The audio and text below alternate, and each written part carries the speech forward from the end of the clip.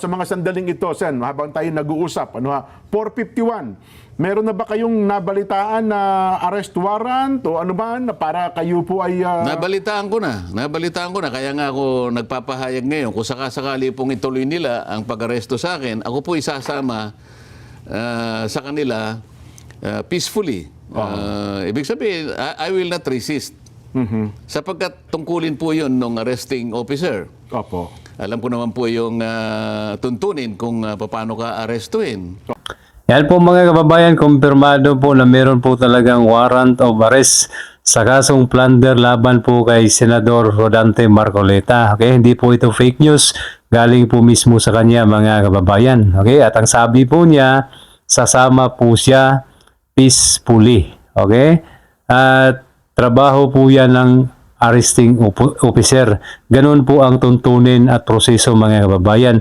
Ganyan po ang ugali ng isang Iglesia ni Cristo. Talagang sumusunod sa proseso. Kung meron mang warrant of arrest mga kababayan. Okay?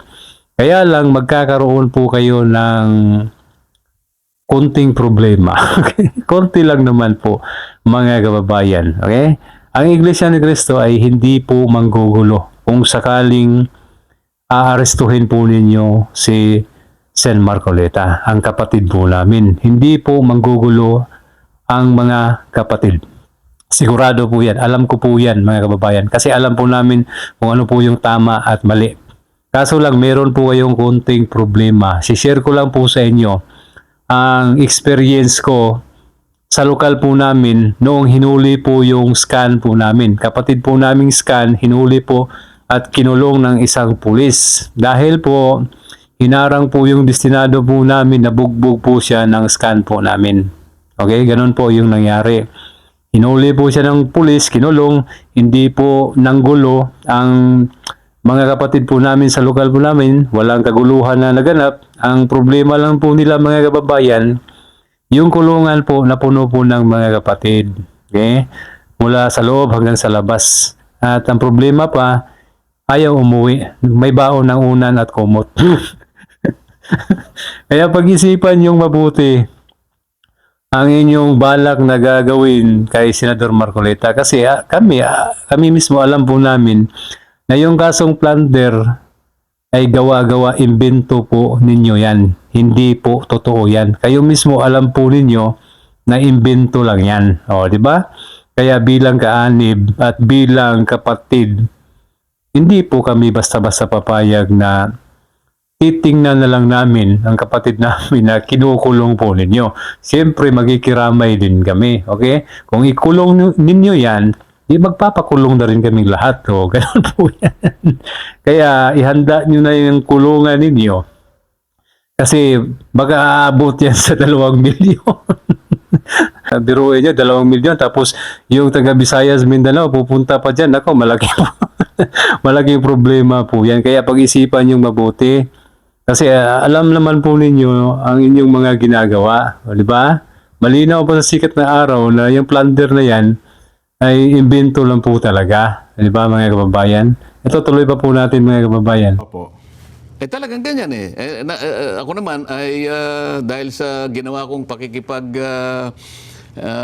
laban tungkol sa katwiran at sa umiiral na batas, kung ito ang magiging kabayaran ng pagtatanggol ko sa ating bansa, sa ating mga kababayan, nasa kanila po yun eh. Wala akong alam na aking nilabag na batas. Yung pong kanilang mga asunto'y puro imbento yun. Alam po ninyo, pinagdalhan ng malay-maleta. Pati po yung mga kasama ko sa Senado na dati namin kasama sa grupo namin, meron silang plunder na nauna na. Opo. Pero dahil sa pagsanib sa kanila, nawala na po siguro. Baka sila po ay hindi na asuntuhin. Mauuna pa po akong arestuhin. Doon sa mga kasama namin dati na nangako na magiging intact kami. Walang hiwalayan, walang maghuhudas. Sabi ni Pero Boying, napansin na ninyo kung sino po yung naghudas. sabi ni Ombudsman, Napansin na po namin kung sino po yung hudas. Alam na po namin. Talagang tama po yung bansag na mas masahol pa kay Judas mga kababayan. Kasi sa tingin ko hindi po ito makukonsensya. Kasi si Judas po, kwento ko lang po sa inyo mga kababayan, nakonsensya po si Judas. Nung nalaman po niya na hinatulan itong si Panginoong Hesukristo dahil sa ginawa po niya, mga kababayan, nakonsensya po si Judas. Nagkaroon po siya ng matinding kalungkutan, sinuli po yung perang binayad sa kanya at nagbigti po si Judas, mga kababayan. Yun po ang kanyang sinapit. Okay? Kaya kung ikaw, makabagong Judas, kung hindi ka makukonsensya sa iyong ginawa, ay talagang mas masahol ka pa kay Judas. Okay? Kung makukonsensya ka, ipakita mo na totoo. Gagawin mo rin ang ginawa ni Judas. Di ba, mga kababayan? Kasi ikaw ay sumanib sa mga protektor ng mga magnanakaw. Alam mo ang paghihirap ng taong bayan dahil sa matinding nakawan sa kaban ng bayan, tapos sumama ka pa sa kanila. O, di ba? Di mas masahol ka pa kay Judas. Ganun po yan. Tapos yung mga kaso ninyo, yung hinog na kaso ninyo ay bumalik uli sa hilaw. Mga kababayan. Ang bagong Panginoon ninyo ay si Ombudsman na ngayon. O, di ba? Yun po ang sabi ng marami, mga kababayan. Kaya nakakalungkot po na imbis meron pong mga taong nakikipaglaban para matuntun yung mga magnanakaw, nagsakripisyo si Bato, si Jinggoy nakulong na, tapos kayo, ginawa niyong safety ang inyong mga sarili. Kasi meron kayong tinatago. Kaya hindi kami magtataka kung isusuka kayo ng mga kapwa nyo membro ng inyong karelihiyon. Kasi marami na po ang nag-post, talaga nag-viral po itong si Senador Villanueva, mga kababayan, marami pong nagalit. Okay, pati kanyang Facebook ay talagang kinuyog po ng taong bayan. Okay, pati mga kasamahan po nila sa kanilang relihiyon. Yun po yung nangyari. Kasi alam po nila na talagang paghuhudas mo talaga yung ginawa. Mas masahol pa kay Judas. Okay?